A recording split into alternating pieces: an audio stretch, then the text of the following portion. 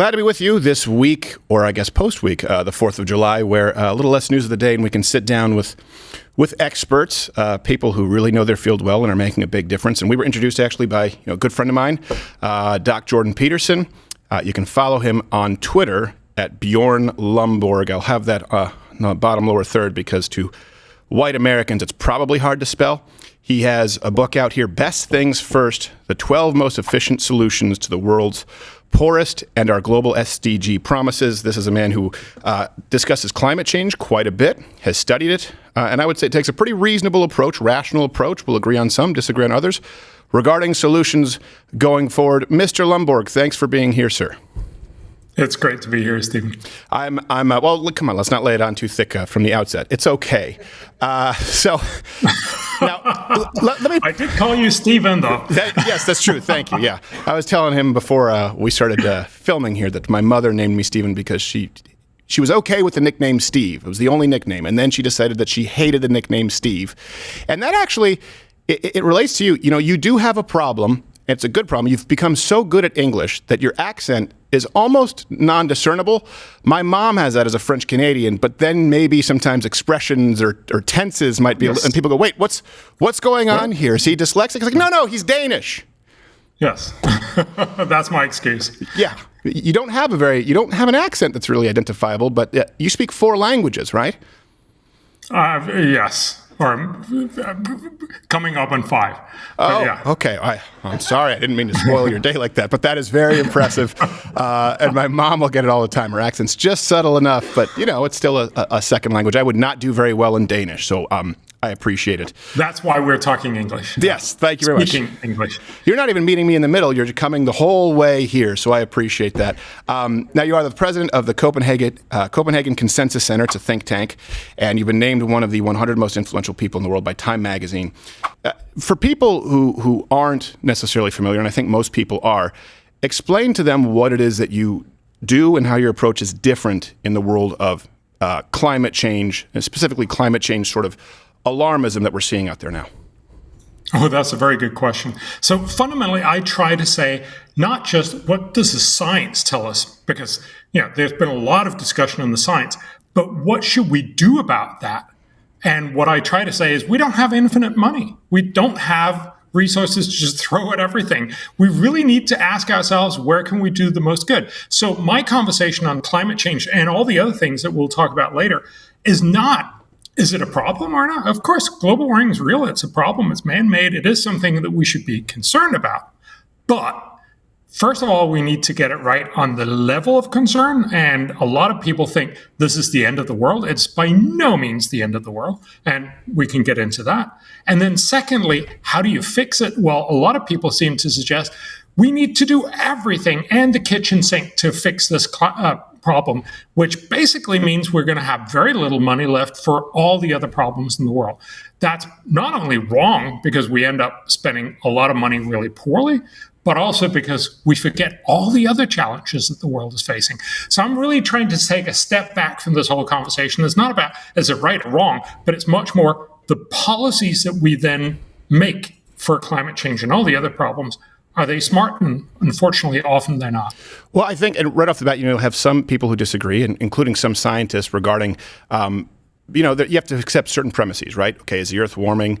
Are humans the cause of it? And then you get to by how much will that have catastrophic events? And then for policy, at the ones that we're certainly discussing that are proposed or have been signed, can international governing bodies fix it? But you do accept that the Earth is warming. You believe that humans are the primary cause of it. And what's the data that you rely on for that before people say you're paid by big oil, right? That'll yes, I know you've gotten that. I had to address it. Oh, God, yes. That'd be a weird thing to be paid by big oil for. But fundamentally, I'm simply taking my starting point in the UN Climate Panel reports. I think most people probably never read them. You shouldn't. It's 4,000 pages of really, really boring stuff. Little late for that. I've done it, and I wanted to blow my head off, but I appreciate the spirit of the warning. The too late warning, yes. But if you actually read what they say, and I think it's reasonable to say they're as close as we get to a gold standard of what global warming is. They tell us global warming is a problem. there's nothing in there that tells us this is the end of the world. So again, I'm not a natural scientist. I'm a social scientist. I'm an economist. Actually, I'm a little bit of a pretend economist. I'm a political scientist. Okay. But fundamentally, that's pretty much all economists. So it's okay. I won't hold it against you. Yeah. So thank you. So I try to talk about what is the cost, what's the benefit of different solutions. But I simply take as a starting point. Lots of really smart people have been looking at this. There is a problem. Not the end of the world. How do we fix it? Right. Well, and the reason I do bring that up, and again, I appreciate your rational approach, is because if you look at these same reports, right, there's a consistent theme if you look at the proposals coming from places like the UN. And some of them you do address. Obviously, we'll talk about sort of what their focus is as far as green energy or renewables.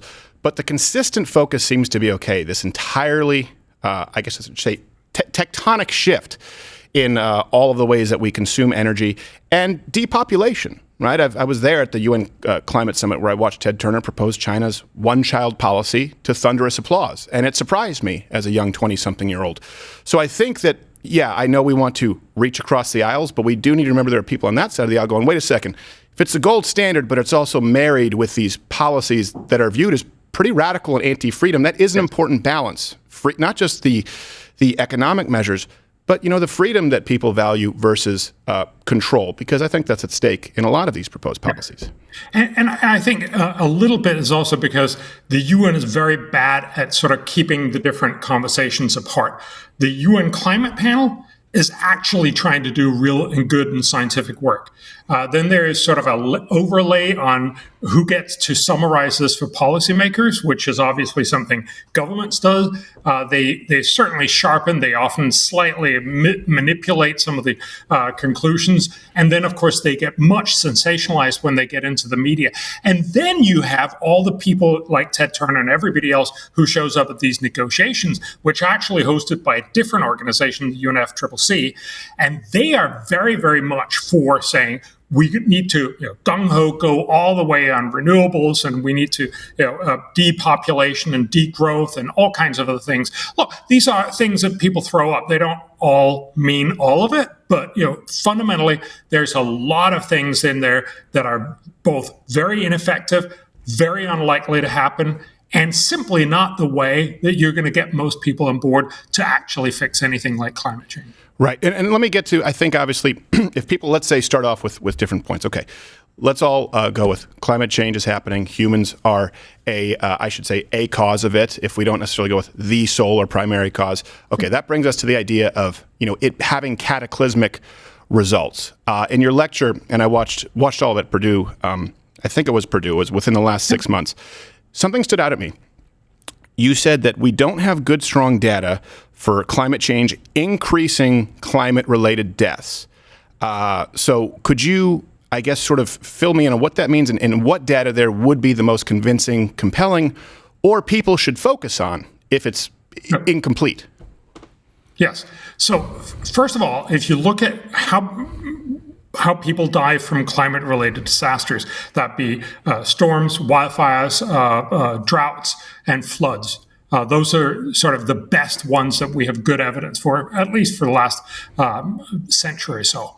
It's not such. I think most people, if you just ask them, they would probably assume, oh, it's going up and up. I mean, certainly that's what I'm seeing on CNN and all kinds of news reports all the time. Actually, it's gone down dramatically. So it used to be that these four things, so flood, storms, droughts, and wildfire, killed about 500,000 people each year on the planet. The last decade, it was down to below 20,000 people. So we've seen a reduction of, 97% or thereabouts. And remember, this is at the same time as the world has quadrupled in size. So we've simply become much, much safer. Mm-hmm. Now, this is not really anything to do with climate. It has to do with the fact that if you're richer, you're more resilient. If you're poor, you're really vulnerable. If you're not poor, you're much less vulnerable. So this is basically a fact of us getting out of vulnerability. And that's, of course, crucial because that's really what's going to fix a lot of the problems that we'll get from global warming, not actually fixing global warming first, but making sure that people are no longer vulnerable. The second indicator that you could look at is heat and cold deaths. So a lot of people love to say, as temperatures rise, you're going to see more heat waves. That's absolutely true. But the question is, how many is deaths? that going to make it more dangerous? Well, there's two things to it. First of all, you need to recognize that by all measures, this is a very large international, well-established result from across the literature, but perhaps the best one is from 2021 in the Lancet journal. They estimate that globally, about 500,000 people die from heat every year, so from too hot temperatures. But about 4.5 million people die from too cold temperatures, so 9 times as many. We're not talking about a world where most people die from heat. No, most people die from cold. Cold is fantastically more dangerous for a lot of different reasons. And again, if you look at what's happened with the change in temperature, it's not such that as temperatures go up, you just see more people die from heat, although you probably do that. You also see fewer people dying from cold, and because many more people die from cold over the last 20 years as temperature has risen, we've actually seen a decline in the total number of people dying from cold and heat, because more people have died from heat, but many fewer people are dying from cold each and every year. Jump in there, because we did speak about this not too long ago. Some numbers that were so unbelievable that I had to triple check them here at my own show. We make all of the references publicly available, and to people watching right now, you can follow along with sort of the bibliography. And I was raised in Montreal. You know, it was the first agreement, right? It was Montreal before it was Kyoto, before it was Paris. And now I live in Texas. And so people will now discuss this heat wave in Texas. But I lived through the ice storm in Montreal, where I did have actual, people I knew die. And this brings me to the point that, yes, there are vastly more deaths from cold than heat. And part of that reason, right, is we're more technologically equipped in many ways to deal with what we would see as certainly the extreme heat, these heat waves, than, for example, ice storms, which occur with great regularity. A stat that shocked me was, if you look at the average yearly heat deaths in the United States, it's about 702. Now in Europe, it's about 15,000. This was according to the CDC and WHO. But the US, 90% of Americans have air conditioning, and only 10% in Europe. And if you look at the green policies, they obviously are proposing reducing or outright eliminating air conditioning, which could lead to countless more deaths with heat. And that's my ultimate concern, is these policies being anti-people. Oh, absolutely. And again, you have to be very careful when you talk about people dying from heat. That's typically just the very, very extreme end of the scale. Just like ice storms is also the extreme other end. Most people actually die of just, uncomfortable extra heat or uncomfortable extra cold. Because what happens is when you have heat, it gets harder to vigorously exercise. It gets harder to do a lot of things, and especially older people will have more of a risk to die. If you are more cold, you will have higher blood pressure, and that leads to cardiac arrest and many other problems. So this is sort of secondary effect. But you're absolutely right. Many more people die from not being able to keep cold when it's hot or keep warm when it's cold. How do you do that? With electricity. You do that with access to cheap energy. Right. And so when we make energy more expensive, we actually make people die more. There's a great study a couple of years ago that showed what happened when the US did fracking. Fracking had a lot of different impacts. One of them was that gas, which heats about 70% of all Americans' homes, became much cheaper. That means especially poor people could keep their homes better heated in the winter. What is the impact of that? Well, the researchers estimated that by itself meant that each year 11,000 fewer Americans died every year. And of course, conversely, if you now make energy more expensive again, what happens? 11,000 more people will die each and every year. This is not costless. And again, it's not just because people like to sort of suggest, it's just because you love money that you're so concerned about the fact that that cost will go up with climate policies. Well, money is just a shorthand for all the things that people can do. Yes, it means you can go more on vacation, but it also means you can actually keep your house heated so you don't die in winter. Also, by the way, that's the crux. That's a very rich white guy thing to say, that you just care about money. Go tell that to some kid living in rural India who can't actually keep himself cool to any degree, or in some cases, make sure that his food is safe to eat because he doesn't have the ability to cook it. It's such a privileged point of view when they try and throw it out. And again, people then think, maybe it's true. You're from Canada, or I'm from Denmark. Maybe they just think cold is a really big thing. But actually, even in India, one of the hottest places on the planet, we estimate cool deaths, so deaths that are below the optimal temperature, are much, much worse. So the estimates, again, is that about 60,000 people in India will die from heat, but more than 600,000 people will die from cold. And so, again, these kids need to be ensured that they don't die, especially when it's much colder, sometimes just a couple of months through the year when it's much colder. Why aren't we talking about that? And why are we so focused on making sure that energy becomes more expensive, especially for the poor? No, I think that's a very important point. I mean, if you take it all into account, let's even reduce it right from air conditioning or centralized air. Hey, if it gets that cold, how many of them have parkas? What's required to create a parka? What do you think? The zippers are made of what? Likely some kind of petroleum product, unless you're like Andrew Tate, and it's probably made of solid gold. But the point remains. Let me ask you. Let me ask you this, because you made some really good points on this, and I can't remember the data reference that you used. Was it like something IEAC? I know this was in relation to separating sometimes just carbon dioxide or carbon emissions versus pollution. Because this is something that is surprising to a lot of people. So many people today still die from global pollution. burden of disease. Yes. Oh, that's where. Okay, global burden of disease. Yes. They look at what do people die from in all kinds of different ways, and you just got to shake your head in disbelief when people say, climate change is the most important issue in global health, or even for American health. No, it's not.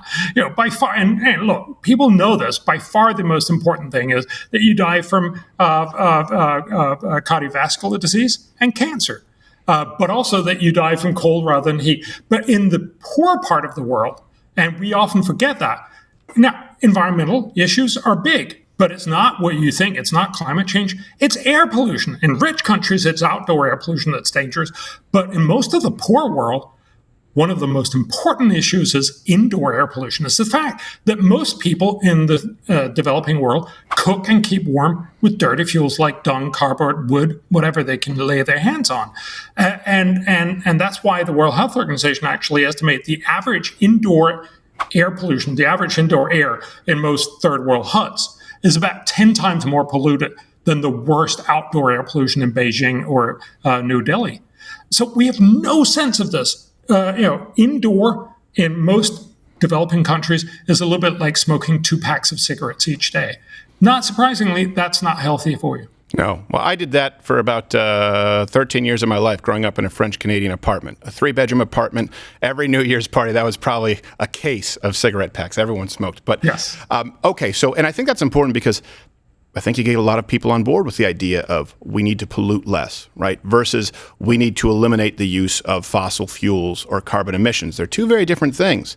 And a lot of the successful proposals that have taken place have been more so proposals regarding pollution, and sometimes that also, by the way, brings us to environmental impact of solar and wind. The environmental impact can be worse or larger, even if so-called carbon emissions are less. They're not always one and the same. They affect people differently. But let's go with this premise, okay, from these people, because you have obviously 12 kind of steps that you think would be productive. Let me ask you this. Let's say, do we also believe that the government, right, before we get to your proposals, and this is where you can color me skeptical, more specifically this international sort of coalition that entirely relies on the United States government, to be clear, and that's why Americans are more apprehensive. Do you believe that government itself, or all governments, could actually change the course of the Earth's climate in any way? And if not, what are the proposals that could actually have an impact? Not in the way that they're going about it, because fundamentally, as you point out, look, we're trying to make agreements, and they did that in Cancun and all the other climate meetings, where they're basically trying to tell everyone, we know that you like your fossil fuels because it basically supports jobs and the economy, and it gives you heat in the winter and cool in the summer and all these other great things that you like. But could you stop using that? Would that be okay for you? And not surprisingly, nobody actually wants to say that. But everybody goes there. They sort of say, sure, I'll do that in 10 or 15 years or something when somebody else is in power. And then nobody does it. That's not, surprisingly, not a terribly good way to do it. Now, you have some people, and increasingly so in much of the rich world, that are actually going to try to do something along those lines. So, Biden in the U.S. and much of Europe, Justin Trudeau in Canada, many other places, where they're actually saying, look, we're going to spend a lot of money to try to at least rip a little bit of this engine of growth out from our economy. Again, this is going to be fairly costly. It's not going to cut very much, and we've seen how hard it is to actually do this.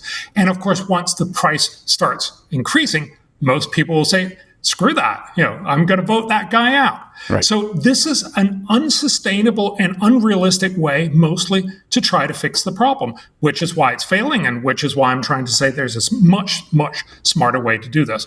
Fundamentally, look at what the U.S. did, again, back with fracking.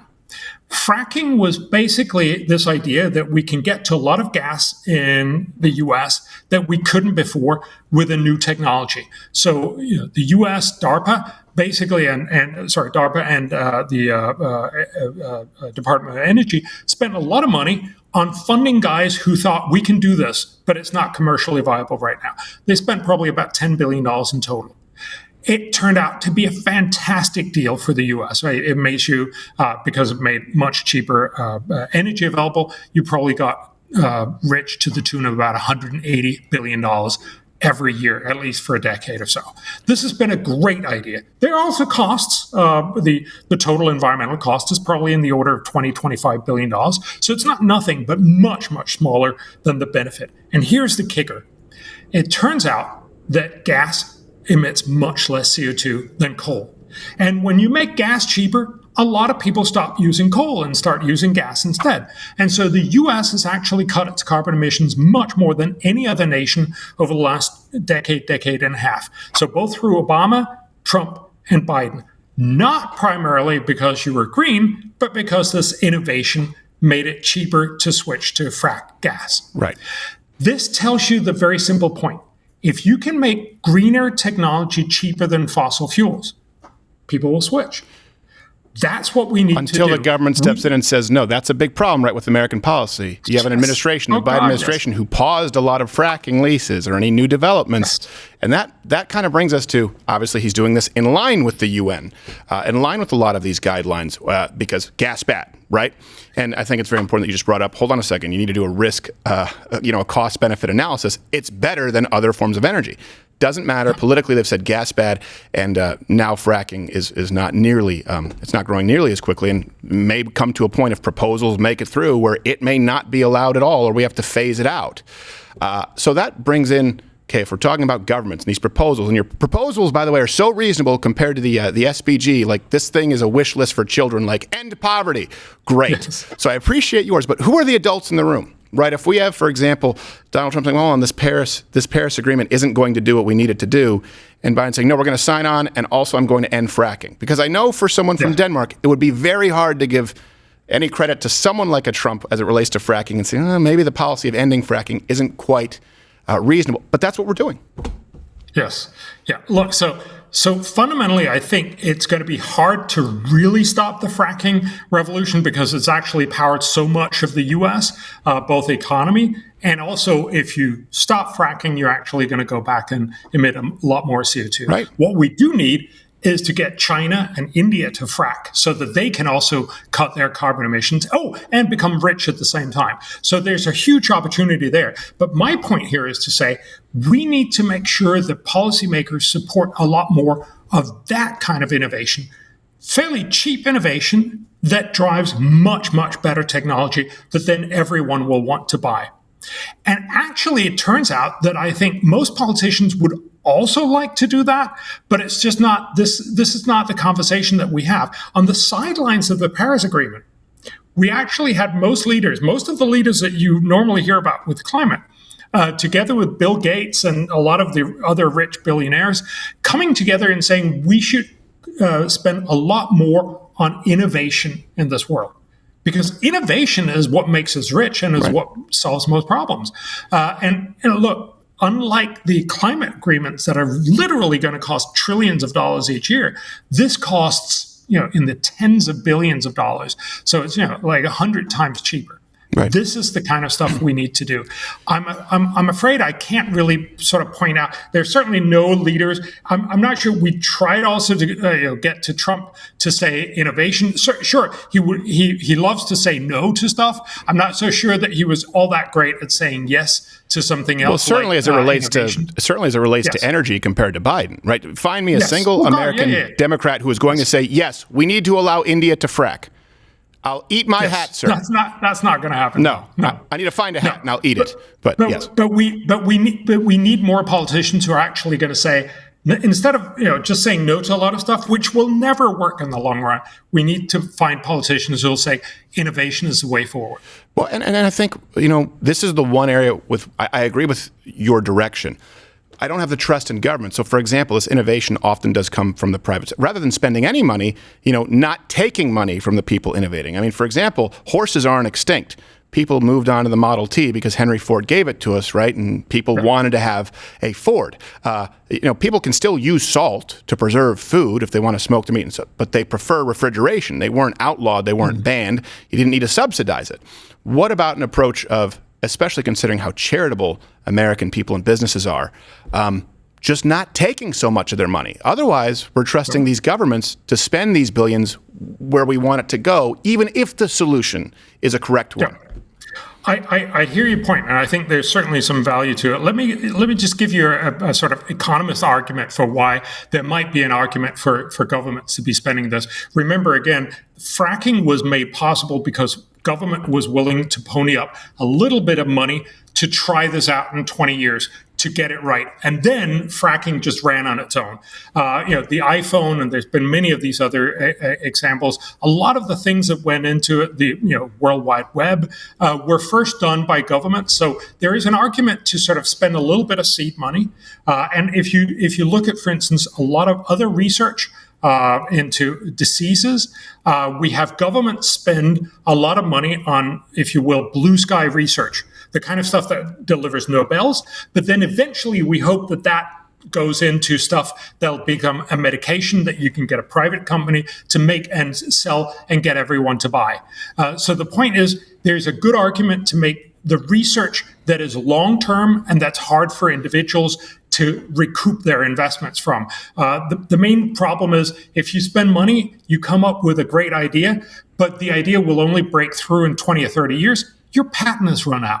And that's why we need to make sure that we have these universities and researchers and eggheads delivering all those things that'll eventually make us rich in 20, 30, 40 years. I would, and not to be adversarial, but I would disagree with the premise just using those examples, okay?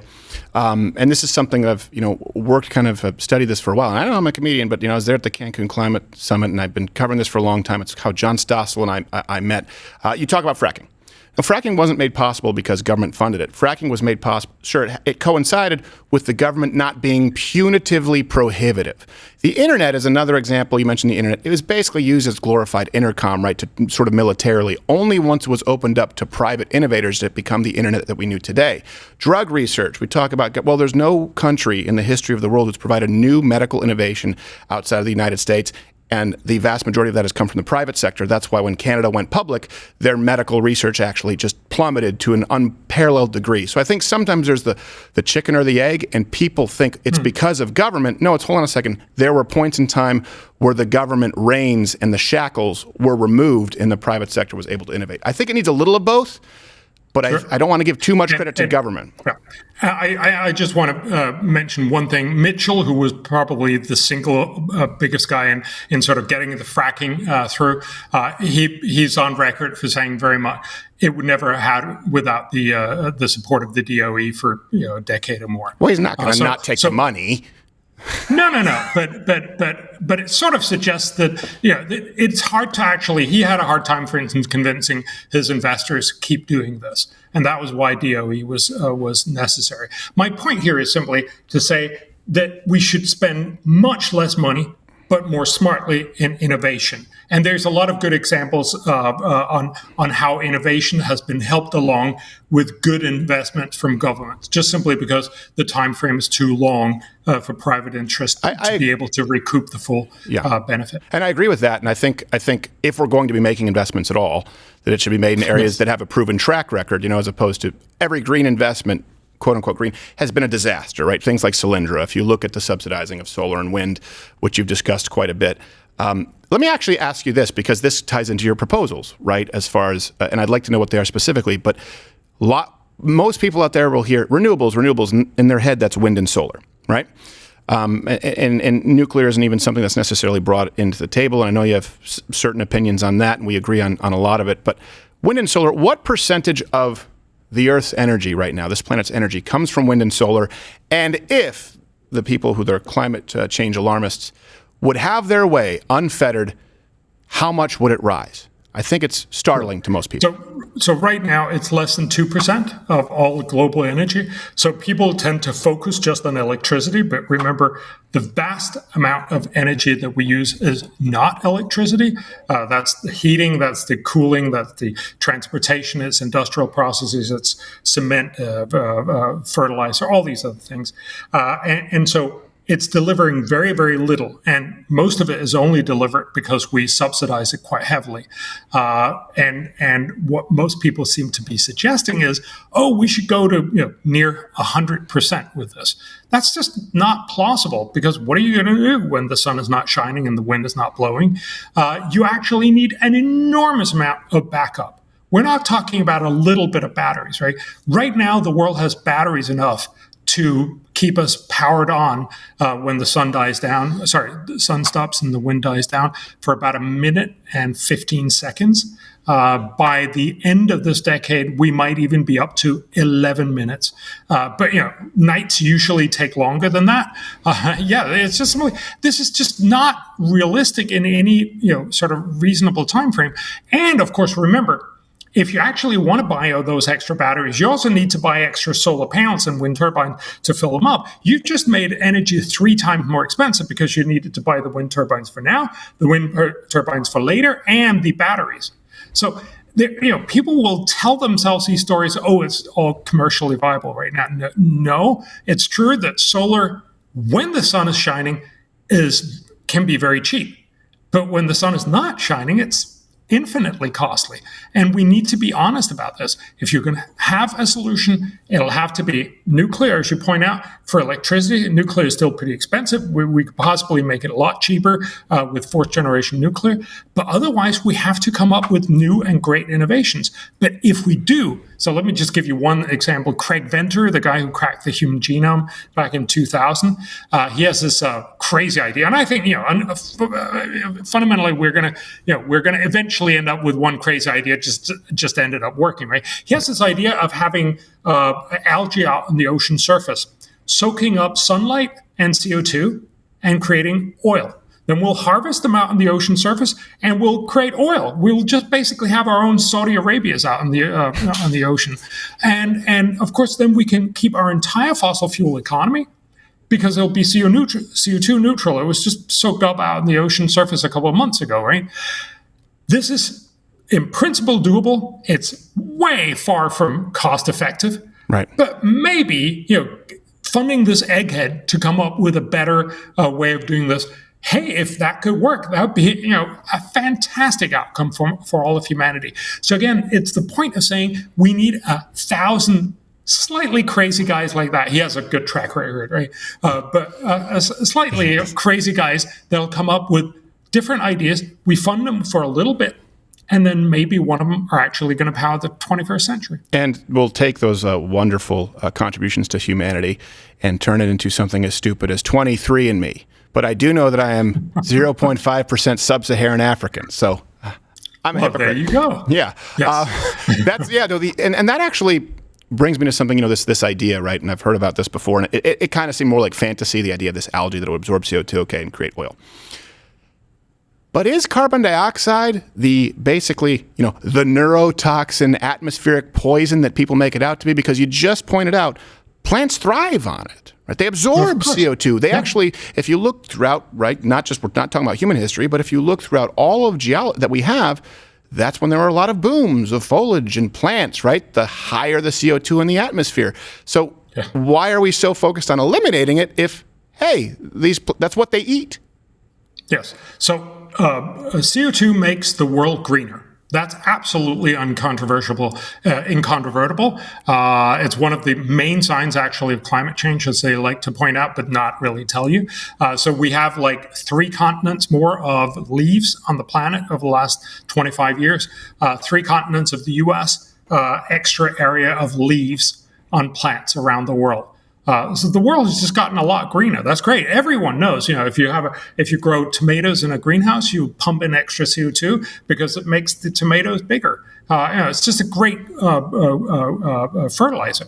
The point to remember is that just because it was really, really green and leafy in the Jurassic period doesn't necessarily mean that our societies today would be well suited for that. And so the argument, really, from an economist's point of view, is again, both Boston and Miami are great at where they are, but if it got a lot warmer or a lot colder, they would both be misadapted, and it would cost a lot of extra money to adapt them to whatever that temperature is. So the point here is mainly we don't want to swerve too far away from what it used to be when we put down all our infrastructure. That's the main reason. No, and I understand. And to go back to your point about extremes, right, like ice storms and heat waves, I'm talking about more so moderate. For example, the catastrophic sort of projections are about 2.4 degrees Celsius is the increase over a period of around 2 to 2.5, yes. Right? Yeah. Okay. I know there are different numbers. So if we're talking about that,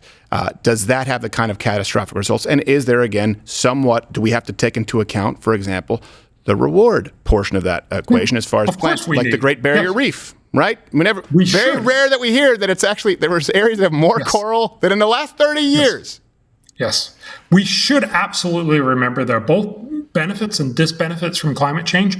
And, there are more disbenefits than benefits. That's why it's a problem. But not talking about the benefits at all is also a very, very dangerous way of trying to think about it. So, this is what climate economists have done for a very long time. So there are literally thousands of climate economists around the world. Only one of them has ever gotten the Nobel Prize in Climate Economics, is called William Nordhaus from Yale University in 2018.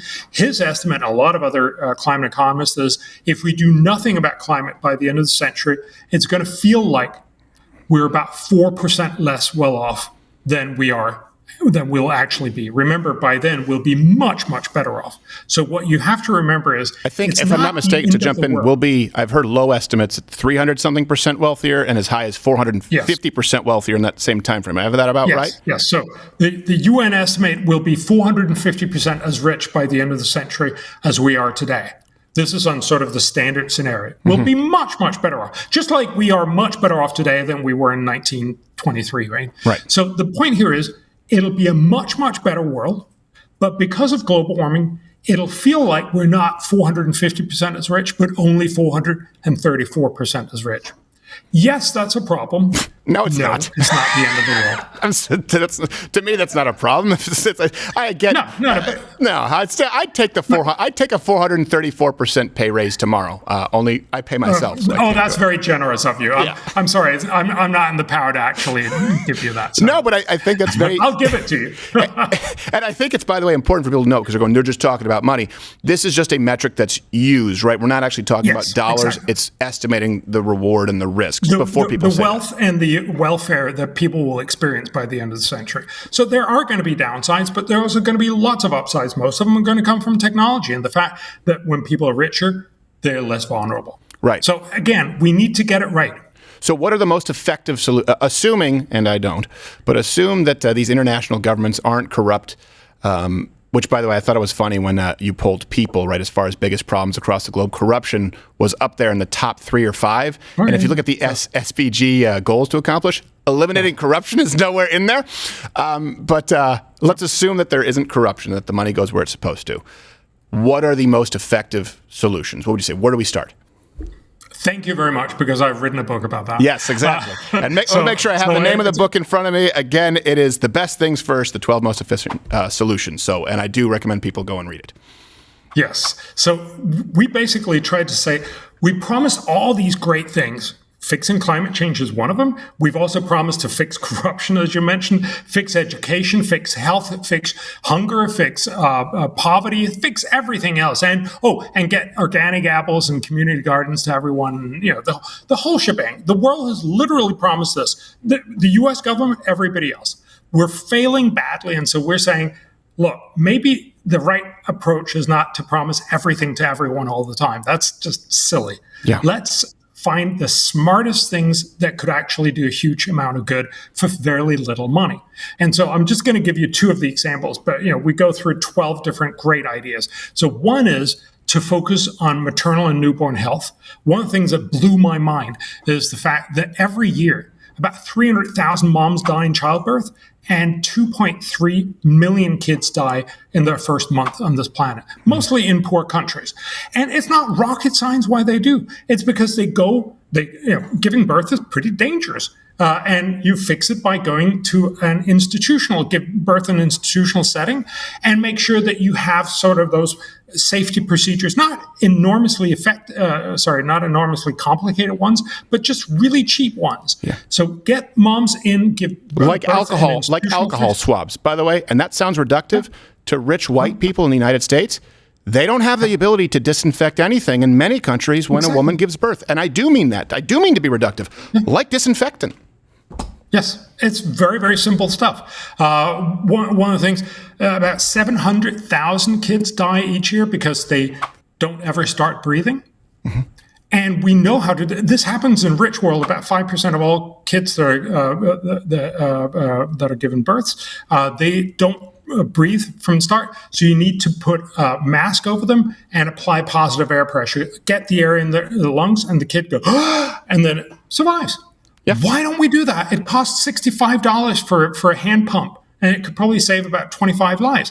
This is just one of those many, many examples. So what we find is, if we spent collectively as a world about $5 billion, so this is not nothing, but in the big scheme of things, not very much. If we spend about $5 billion a year, we could save 1.4 million people. 1.2 million kids and 166,000 moms.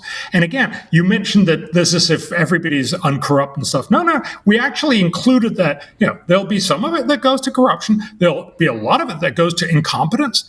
But if you do it reasonably well, that is, if you don't do it stupidly, but you try to do as good as we normally can do with extra money, you can actually achieve this for $5 billion. If we were totally optimistic, you could probably do it for $3 billion. But we're being realistic. So $5 billion, you could do this. The other one is on education. Well, can I pause on that one? Because I would like to offer the counters that they might. I completely agree with what you just said.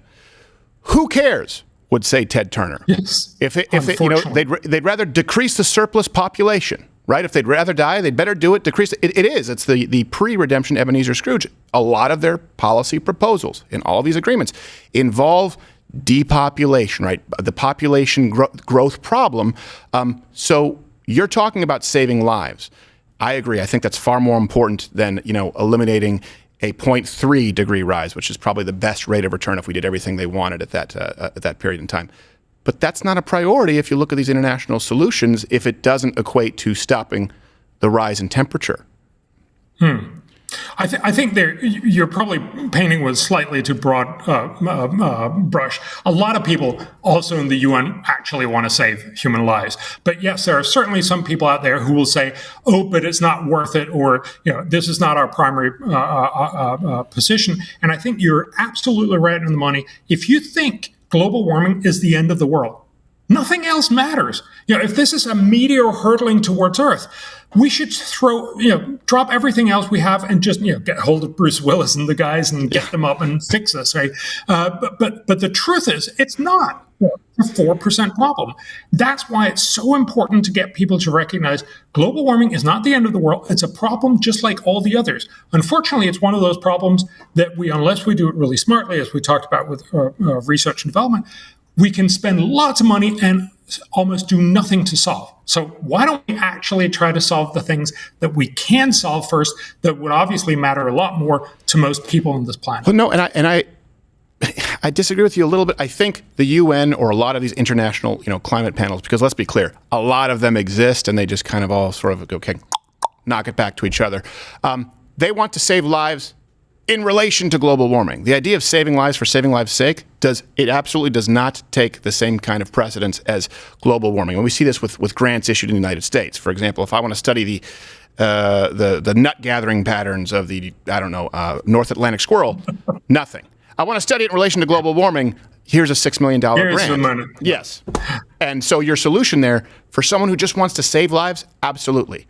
I don't know how many deaf ears in which it'll fall if it doesn't tie into reducing temperature. And that's the issue that really, frankly, for me is a moral question as to the soul of what our country wants to do. I want to save those lives. But let's go to issue number two. Stephen, just very, very briefly, I hear what you say, and I think there's some of them where that's actually right. But I think you'd be relieved to know that there's actually a lot of people also even in the UN system who would also want to just, care about human lives and actually care about tuberculosis, malaria, and all these other terrible diseases, and also want to do this. And so I think we're perhaps even sort of forgetting that there's people that we could get on board to say, maybe we should, spend money more smartly and more conservatively in the climate space so that we have some more money to actually do real good in many other parts of the world. Well, like malaria is a good example. Malaria, you mean things like DDT as opposed to nets? Yeah, well, we're actually suggesting insecticide-treated nets. One of the reasons is DDT. I'm not saying we have better options now, but I'm saying back then they said get rid of what kills them. But it's really. It turns out that it's really hard unless you're well organized. It's really hard to spray large areas without screwing it up, and that's one of the corruption things and incompetence things. Where insecticide-treated nets turned out to be a really cheap way. So remember, we fixed malaria pretty much everywhere else except for Africa for two reasons. Africa has the deadliest variant of malaria, the parasite, and then it also has a mosquito that only bites people, whereas the mosquito that you and I have bites lots and lots of other animals. Mm-hmm. And that means it's much easier to eradicate malaria because it'll typically not transmit between a lot of people.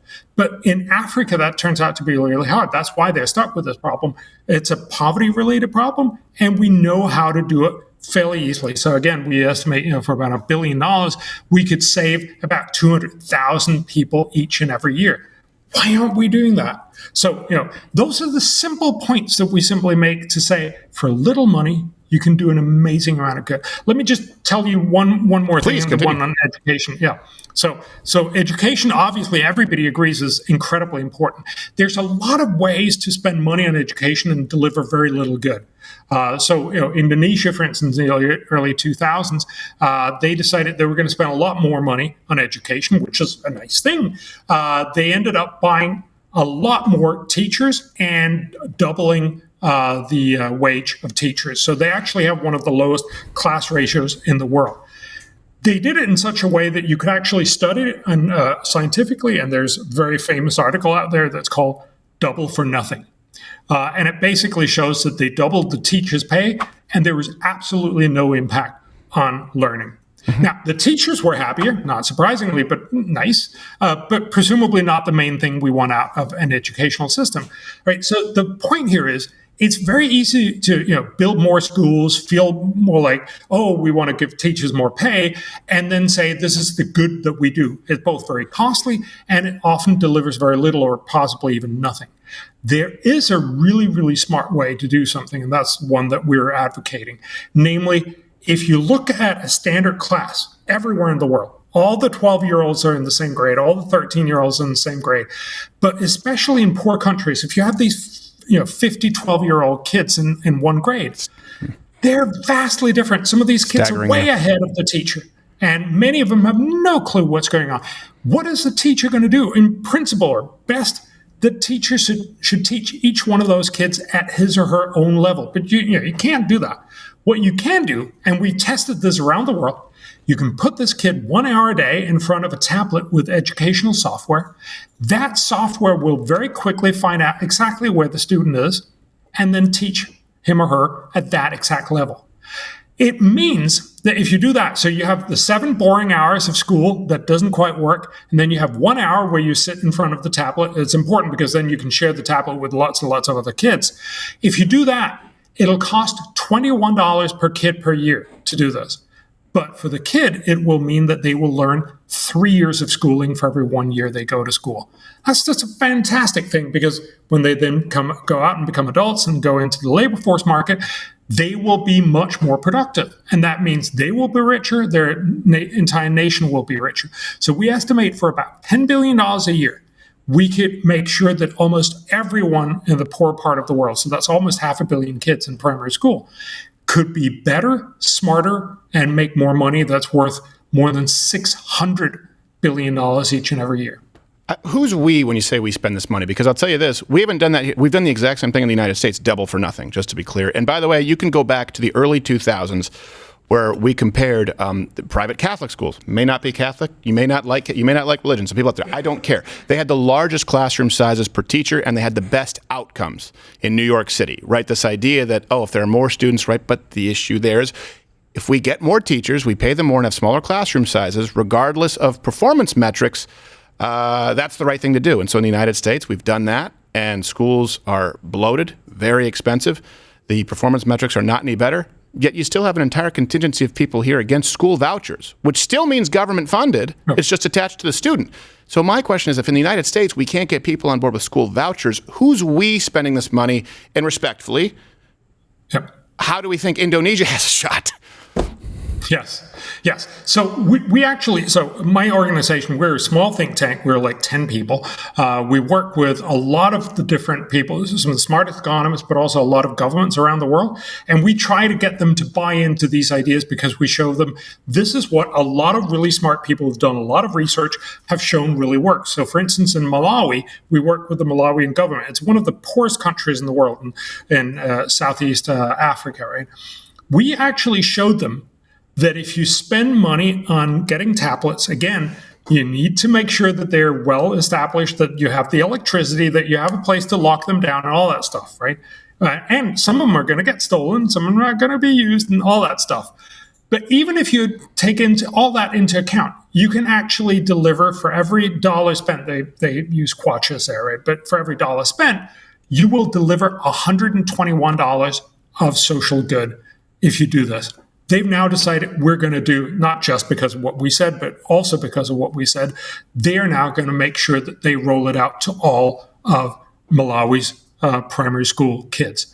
We're simply making the same argument. This is very likely a very good idea for everyone else in the world. And we as a community, as a globe, the USAID, it's SIDA here in Sweden, or Danida, or whatever it's called, but it's also rich people like Bill Gates and everybody else, but it's also poor country governments like Malawi and everywhere else. They should spend, just a tiny fraction of their money on doing this because it's one of the best investments you can do. Again, not everybody's going to do it, and you've just made the case in the US. It's sometimes hard to get people to do the smart stuff. But, if you lay out a buffet of 12 amazing ideas, like, as we talked about maternal and newborn health, with malaria, with education, and we look at tuberculosis and land tenure and all these other things, if you do that, hopefully some governments will actually take up some of these ideas, and we estimate they'll do it so, not amazingly, but it'll still, because it's some of the best things you can do in the world, it'll actually do amazing good for the world for every dollar spent. Right. Well, I certainly agree with the premise, by the way, that as opposed to, for example, trying to move us to wind and solar, to focus, if you're going to be spending the money on education, on basic things like basic healthcare necessities, I agree with all of that. You just can color. When I said the United States, I mean how much we have far more overall national spending, right, on education and the military. It's a common myth. A lot of people don't know that. A lot of it comes from states because of the way our system works. We've improved zero. So that's where I go, well, if we can't improve at all on standardized testing scores, as a matter of fact, certain communities have gotten worse in the last 15 years with literacy rates and graduation rates. It's just, I'm always very apprehensive as far as government being capable of being part of the solution, but that doesn't mean that, hey, it's the lesser of two evils if they're going to be spending that money. And I think people like Steve, you're very necessary. Yes, go ahead. And Stephen, again, my point is, if we're trying to convince, there's about 200 governments in the world, right? And in some sense, you could say there are 50 in the U.S., right? If you try to tell them, here is a great idea, chances are a lot of them are not going to do it. They're going to say no to vouchers, no to this, no to that. We're not going to have tablets. We're not going to do all of that. Shame. Hopefully you'll do some other smart stuff. But some of them are going to say yes. Mm-hmm. And that's the whole point. I would love to get everyone in the world to do all the smart stuff. I'm old enough to know that that's not going to happen. So we have a saying in our own sort of organization. It's not about getting everything right. It's about getting it slightly less wrong. Right. If we can just get there, I'd be immensely happy. No, and I do appreciate that, and I hope that we can. I actually wanted to read a quote of yours, because this kind of brings us back to that idea. And by the way, a quick question. Why 12? I know you're friends with, obviously, Dr. Jordan Peterson, friend of mine. Everyone's doing 12. 12 rules for life. Did I miss that? Was there a memo? I did Baker's dozen. Yes. Well, we actually set the target at, it had to be, so we do benefit cost analysis. So we simply said it had to be a big thing, so it had to be a big investment, and it had to deliver at least $15 back in the dollar. Mm-hmm. Our overall outcome in the whole book, so the whole book goes through all of these 12 investments. It shows that you can spend about $35 billion and it'll deliver 4.2 million lives. So you'll save 4.2 million lives each and every year, and you'll deliver $1.1 trillion in benefits. That's just fantastic. Yeah. But we just said we're going to look for all the things that are above 15, and it turned out that there were 12. It could have been 13, it could have been 11, it could have been, I don't know. We've done this before, and we were sort of expecting it would be 16. 12 just turns out to be a nice number, but it was not why we picked it. Well, I thought maybe you guys, it was the old work of Big 12. Now we don't want to hear it anymore. Yes. We're at 12. It's the corrupt, invisible hand of Big 12. At work. Yes. Yeah, they coincide with Sesame Street. You did write this, and I think I said SBG before, and it's hard, ESG and it's these SDGs for people who aren't aware of them. And you wrote this quote. You said, ambassadors quietly explained to me that their job wasn't really to find the best policy investments for the world. They were there to highlight their government's particular policy focus, which was often ideas that played well at home, regardless of how efficient or not they were at solving global problems. So if that's true, what actual use are these ambassadors and their SDGs? And explain to people who sometimes we're too close to the forest to see the trees, what the SDG or these things are. Yes. So back in 2015, all the countries in the world got together and said, we want to set nice sounding things for the world, promises that we're going to do for 2030. And that's what the Sustainable Development Goals are. They were eventually put into place, and I don't think anyone really organized it this way, but it ended up being about 80 UN ambassadors in New York that did this. You would like to believe that they had, put an enormous amount of effort into really making sure that these were the very best things to promise for the world. But the reality, as you also just quoted, was, the Norwegian ambassador came with 4 things that Norway really wanted, and the Brazilian ambassador came with 5 things that Brazil really wanted. And, they just ended up sort of merging all of it and putting it together into this gigantic package of, we're going to promise everything to everyone. It made everyone feel very good about themselves and it had that kumbaya moment. But the problem, of course, is promising everything to everyone means you have no priorities whatsoever. And that's why we're basically spending lots of resources and achieving almost nothing. So what I'm trying to say is, look, it's beautiful that the world actually wants to do something good for the world. But maybe instead of just promising stuff, maybe we should start thinking about what should we be doing. And here are 12 amazing things we could be doing. They're very cheap. They'll deliver amazing benefits. Maybe we should do those things first. I completely agree with you. But you just said this were 80 ambassadors in New York? Yes. Okay, so 80 ambassadors. Yes. And let's say they each averaged 4. And you said you'd like to think it was very organized. Now, see, I understand, and Bjorn, you're very diplomatic. But if these numbers and this actually happen, does the word useless mean anything to you? That's what springs to mind for me. Really, that's where I go. So it came out. Let me just explain this very quickly. back in 2000, so the UN has made lots and lots of promises. And honestly, the world has made a lot of promises. If you remember the League of Nations back in the 1920s, they were organized to avoid war again, right after World War I. And of course, it worked like a charm. It was concluded by World War II. So we've made all these promises. Most of them have never worked. But back in 2000, Kofi Annan, who was then Secretary General of the UN, and 5 other guys, and they were all guys, in a back room in the UN made what was known as the Millennium Development Goals. And it was a very short, sharp sort of list of promises. Half the number of people in poverty, half the number of people in hunger, get kids in school, get clean drinking water and sanitation, stop mom from dying, stop kids from dying. That was it. And it actually kind of worked. It didn't work all the way and all that stuff. No, I understand. But it actually really did a lot of good. So in 1990, about 12 million kids died each and every year below the age of 5. 12 million kids. So today that number is down. In 2015, it was down to just 6 million. Of course, that's still way too many, but it was much, much fewer. And a large part of this, so 2 or 3 million kids are saved because of these Millennium Development Goals. So they were really good. So we can do something good if we really prioritize and focus ourselves.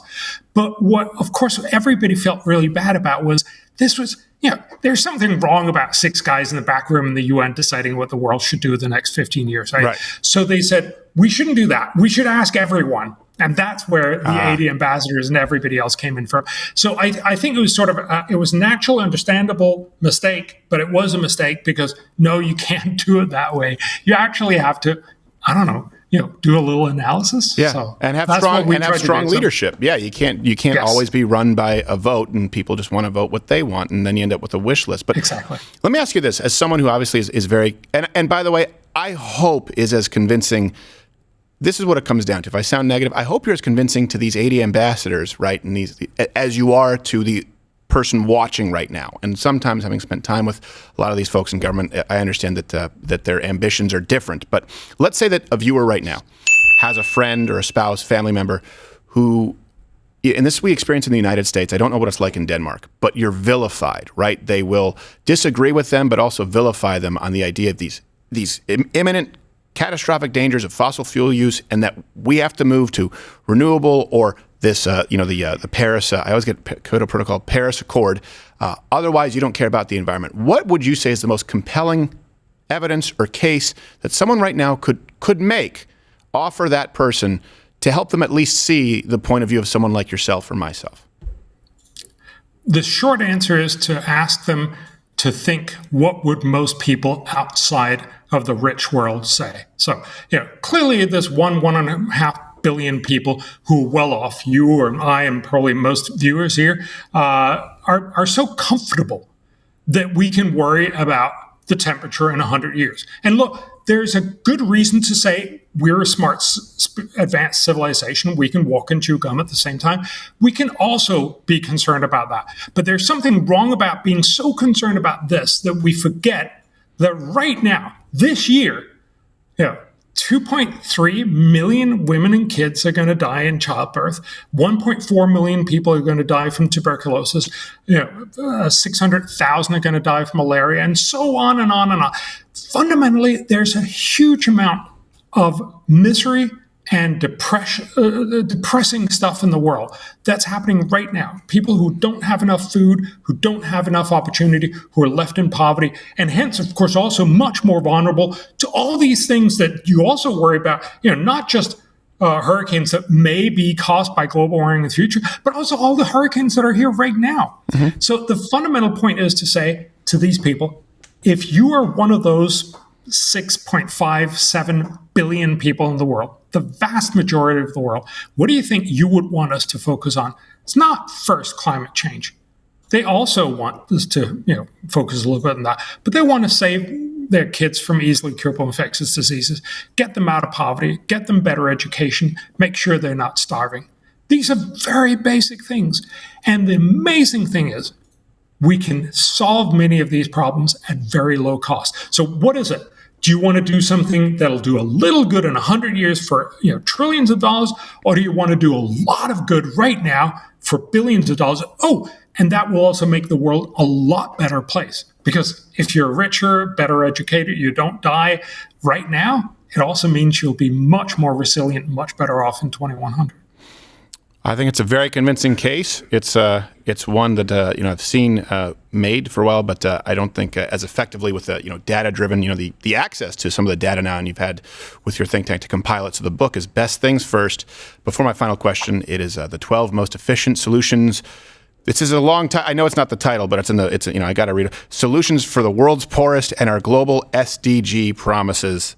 That is a mouthful, but I want to make sure I get it right every time. So I do have to read that. I have to go to my iPad for that. Let me ask you this. I'm sure a lot of people, especially in the United States, will be curious on this. As it relates to sort of your policy proposals, right? Or interventions, whatever we want to call them, ideas. How would they be impacted by, let's say, a second Biden term, considering he signed back on to the Paris Accord?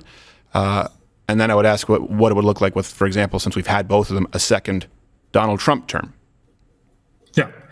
So again, my sense is that when you sort of take out that political divide that very obviously is there on the climate discussion, I think very clearly Biden administration would think a lot less of my advice on climate than perhaps the Trump administration. But why would they, though? You're a scientist, and I mean that. Why would they think less of it? Why do they dismiss people who are clearly qualified? Because at the end of the day, a lot of this, and this is not just from Biden, this is also from Trump, right? You're looking for the stuff that you want to hear. Right. I think that's just a matter of fact of the world. But I actually think both administrations would like to be the ones who made sure that you got better education, that you got moms to stop dying in childbirth, that you got better nutrition, that you got all these other very, very obvious things. And so I think there's a real beauty to the book and the message. It's not just that this is a fantastically effective way to spend money, but it's also something that Democrats and Republicans can kind of get together on. Spending a little money incredibly effectively to do good in the world, most people actually like that idea. And so, yes, there is going to be some friction from both sides probably, but I think this is something that you could bring people together on. And that's, in this hyper-partisan world, is actually something to be slightly celebrated. I actually, in the way you described it there, but I would be somewhat optimistic because unfortunately, all American presidents love to spend our money. But if we're going to spend on things that are appropriate. Here's what I would suggest. And spend a little rather than a lot, right? That's what I was going to say. Yes. With, let's say it's President Biden, if you get in a room with him, right, the pitch needs to be that this would do a lot more good, right, as it relates to overall kind of climate impact and human suffering. That would be important. And you could add to that if you're dealing with President, let's say Trump, or it could be to see if it's Republican, is actually we could spend less and be more effective. These different sort of messages might resonate more effectively with either one. And I may have spent a significant amount of time with certain people. So I'm telling you what I hopefully would like to see pitched, because I do think that a lot of your ideas would be very productive. And I appreciate you. It's often a thankless effort. So thank you for doing it. And I hope other people listen. And Stephen, just on the last bit, that's exactly why I call it best things first. It's in a sort of way to say, look, I know that you want to do a lot of other things. Sort of a right-wing administration will give more money back to the taxpayers, and a left-wing government will spend more money. But at least do this first, right? Do the smartest, the best things first. Yes. That we could possibly agree on. Well, I'm saying, yeah, you would think so. But what I'm saying is best things first. In America, Democrats don't care. Like, sure, another $1 trillion. It doesn't matter. So I'm saying I wouldn't lead with that, whereas I know someone going, all right, what's our budget here? I hear you. Yes. That's something, and I completely agree with you. Look, I think everything is about a risk-reward, right? And again, the dollar metrics we're using for people, I know they're going to be in the comments section. We're not actually just talking about in a dollar return. We're talking about in a social return, an environmental return, as well as, an economic return. And by the way, for people who are watching, if you like Bjorn, go and read his book, hit like below, comment, show him you love him. I do understand that, look, people who work behind the scenes on these things are the movers and shakers, and it often may not be credited as much as Well, today in the era of podcasts, that's changed, but I hope people are listening, and I'd love to have you back sometime when you write your next book, 12 More Efficient Solutions. Oh, yes, that's what I have to do now. Yeah, you got the memo. Yes. You did get the memo. You got to stay with 12. Bjorn, thank you so much, brother. I appreciate it, and I'll talk to you again.